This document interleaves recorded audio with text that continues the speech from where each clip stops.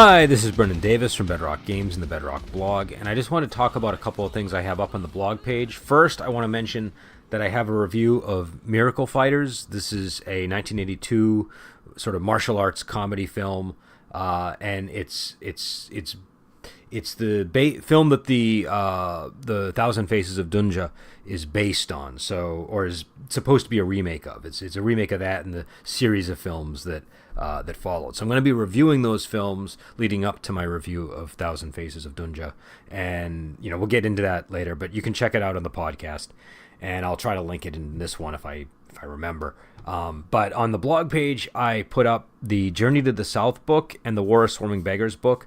Now, I did this, and I explained this in the War of Swarming Beggars introduction, where I'm going to have to wind down some of the writing that I've been doing, mainly for health reasons. And, I'm not dying or anything like that, but I have chronic illness that is getting worse, and it's limiting my ability to write. So I'm going to have to decrease the amount of writing I'm doing. I'm still perfectly able to do the podcast, as you can tell, and I'm because that's largely I watch a movie and I talk about it. The writing is just much more labor intensive and getting more difficult, and I don't want to get into too much detail, but my coordination is getting affected, and that's affecting my writing. So anyways, and I've talked about that in the past, so if you can go back and see where I've covered the health issues. But I just wanted to be clear with people because I didn't want people to be waiting forever for this stuff. So what I decided to do is put it up on the blog, because I figured I can still, I have all this material. I can just start putting it up on the blog, and people will have access to it, which is kind of the important thing. So the War of Swarming Beggars was a book that was originally intended as as sort of a setting supplement / adventure, and it is still that, because I pretty much I got about 70 or 80% of the way through, maybe somewhere in that zone. It was pretty robust, and it was really a question of do I start paring this down so it's smaller and like 100 pages, or do I expand on it so it gets to the 190 page size? And I think I was going to go to the latter, because some of the chapters, like the D chapter, just seem to demand more growth. So anyways, it's sort of an adventure set around a sect war, and there's a gazetteer that is focused around the area where the sect war is taking place. And that's really kind of the most interesting chapter, I think. That's chapter 4, which is the people and places of the river. And a lot of the other stuff is just kind of supplementary material to that, NPCs that are expanded upon in a later chapter, or objects. But there's also chapter 5, which is the City of D, and that I think is quite interesting. The City of D is something that just, when I introduced it in my own campaign, it really was I don't know, I really found myself excited about it, and it would have been much bigger. So this is more of a glimpse of what was likely to come, but I did hash out a lot of the NPCs, a lot of the groups. The map, again, my mapping style is very vague, so when I hire a mapper, things are much more complete, but I tend to have a suggestive way of making my maps because they're for my own purposes. So I'll draw a bunch of houses for like the lower quarter of the city, and I'll just assume they exist in the north, and I won't actually put them there. And that's kind of what happened with the D map. So if you see that, just understand there are houses in the northern section of the map. I just didn't put them down because I assumed for my own purposes. So again, the War of Swarming Beggars, it's also got a whole section on how to run the sect war, which you can take as much or as little of that as you want. That's kind of how I imagine that chapter being used. I often go in and out. I'll sometimes grab really deep sections of that and use the whole thing. Sometimes I'll just sort of take whatever tools work for the moment that's going on at the table, and sometimes I'll use that really light version that I put at the end. So I just see these as tools. I don't see these as requirements for procedures that GM has to follow.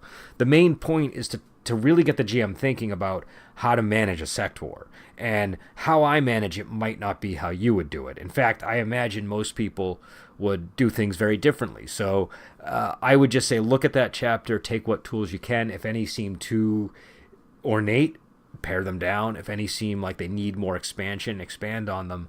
that's always sort of been my approach to this. I don't imagine that everybody's going to do this 100% the way I do things. But I do think there are some interesting ideas in there because I've run a lot of these kinds of campaigns, and obviously I've watched a lot of these kinds of movies and read a lot of these kinds of books. So I think I have a good handle on what can make for an interesting sect war. And, this was one where I was really striving for that Killer Clans type movie. I really wanted it to be something where the players felt because if you guys haven't seen Killer Clans, it's kind of like the Godfather of wuxia movies. It's based on a Gulong story, and it's all about this really dire clan war that's really, I mean, it really feels like the Godfather. In fact, there's a character in it that is essentially Luca Brasi. There's it obviously goes in its own direction, but it's definitely got a Godfather vibe to it. And again, I think it's one of these examples of sort of cross-genre pollination. But that's what I was going for here. And you'll see that we're going to revisit this. I mentioned in the blog post that one of the things that I'm trying to do is really focus on these two books that I'm working on right now. And I don't know what's going to happen after that. I don't know if we'll be getting to the Profound Masters book, or if I'm going to have to really wind things down and release that on the blog page. But the Lady 87 book that I'm working on is going to take a lot of these elements and really crank them up. And that I will be releasing in print, because what I've decided to do is just devote myself to these two books that I'm working on. So the War of Swarming Beggars is sort of the first iteration of what I was trying to do there. And Lady 87 is like another approach that I'm taking for a similar type of concept. So again, I check it out. It's on the blog page. It's free. And I also have the Journey to the South book. And I have to say, the Journey to the South book, I'm not as happy with the final result, because I didn't really get that into it like I did with the War of Swarming Beggars. I would have if I had continued to work on it. So it's really much more of just kind of a brief overview of where I was aiming for with the Southern Lands. And there's a lot of stuff I would have wanted to add. But I'm focused on these two books, so I'm not gonna. I basically decided I'm just gonna put out what I have. I'm not gonna go in there and really crank it up. So again, if you want a sense of what happens south of Haiyan in the setting, the Journey to the South book will give you that. And what that really is it's my journey to the West. It's how I allow for mythic adventure in the setting. The further south you go, the less influence the Enlightened Goddess has, and the more influence you have of all these really bizarre, monstrous deities and fallen gods and spirited beasts. And so it's there are things that I describe specifically in there, but the way it's meant to be used is I imagine the GM will make up their own Journey to the West type encounters in that region. Like, you could literally randomly choose chapters from Journey to the West and start making adventures for, like each hex on the map. And I think you'd actually have enough chapters in that book to cover the hexes, because it's like 4 volumes, and I don't even remember the number of chapters, but it's quite long. And each chapter is kind of like an episode. It's almost like if you ever watch those old movies where characters adventure from week to week, and they're always someplace new with a new monster or a new creature to face. It's that kind of story, with sort of a beginning section that's sort of its own thing and an ending section that's its own thing. But the middle is largely this sort of episodic sequence of encounters during their journey. So again, those are both on the blog. The War of Swarming Beggars is the first one, and that's, I think, 8 chapters with an intro. And Journey to the South is just 2 chapters. I was going to release it as 3, but I realized I can just sort of combine everything. And so I'm going to continue to do stuff like that. We'll see how it goes. Basically what I'm envisioning is people can use the blog page as a campaign supplement for their game. So if you need some adventure material or whatever, just go to the blog page and it's there. And I do occasionally reference the Wandering Heroes of Ogregate book and the Tournament of Dalu book, but the reason why I do that is those are both pay what you want, so I feel like people can get them for free. Like occasionally, rather than repeat something that was statted out in Tournament of Dalu, I'll reference it and just say, see that page. But you can get it for free. So it's not like you have to pay. It's not behind a paywall or anything. and so these and I think that the Journey to the South has a lot of connective tissue to the Tournament of Dalu, at least the opening chapter of Tournament of Dalu.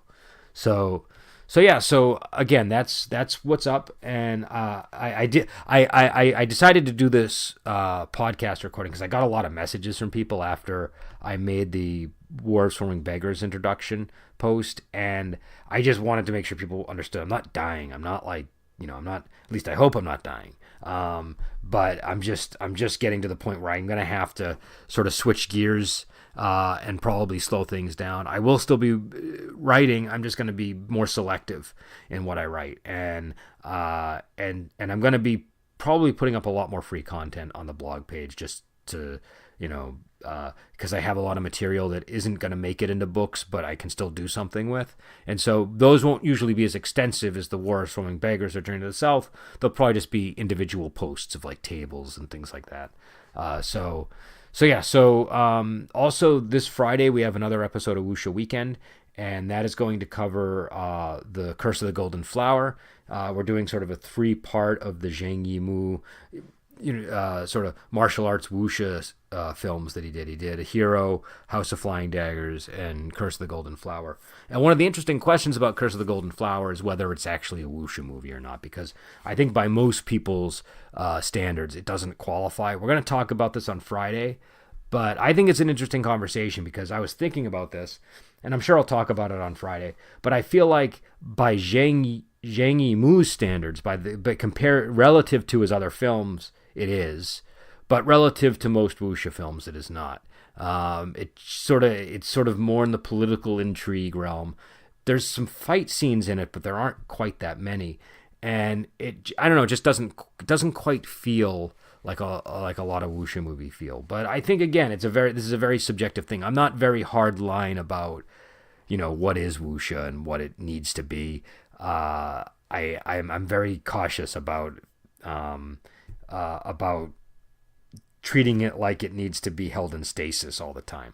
So, like I said, I kind of like the idea of more open, expansive views of genres than, really sort of narrow views of them.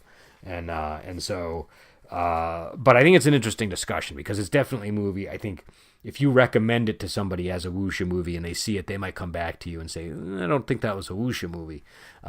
Even if you just recommend it as a martial arts movie, they might come back and say, I don't think that was a martial arts movie.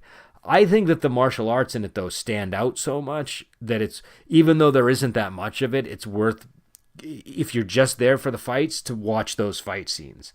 There's the fight scene at the end. There's a big battle in the palace with an enormous number of armored guards in really brilliantly colored armor. I think it's like gold versus black or something. I'd have to watch it again to remember exactly.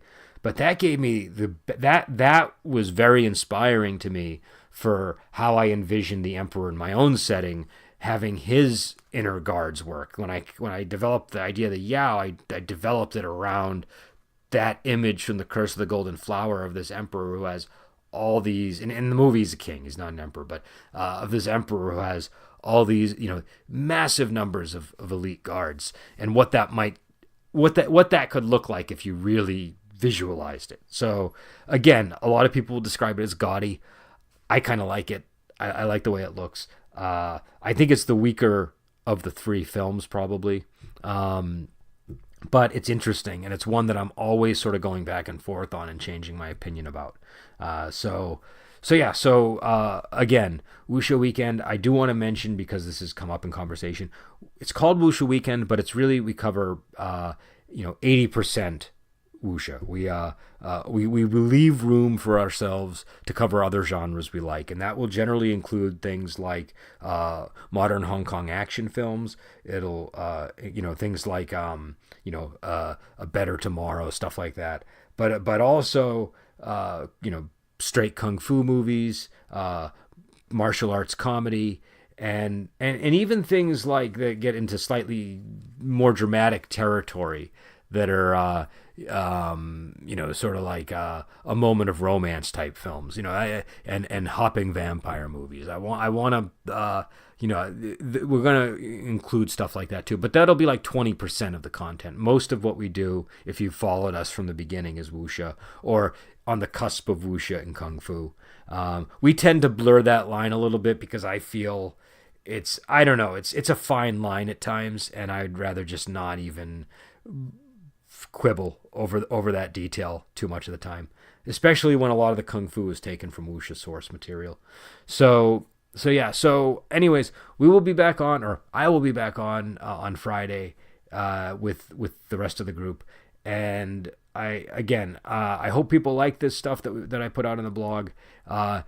If there's any content that you especially want, let me know. I'll see what I can do. I'm my main interest with the blog is making sure people, if I can't put something out in a book, people at least will have access to it, or at least an explanation from me of how to proceed with something if they're unclear. I'm happy to address that on the blog. So all right. So I will let you go. And again, it's the Bedrock blog at Blogspot, and the podcast is the Bedrock Podcast, and we have a series on there called Wuxia Weekend, and you can follow that over at Podbean. So, which presumably, unless you're listening to this on the blog, presumably you already know where that is. So, all right, I will talk to you later, and have a great day.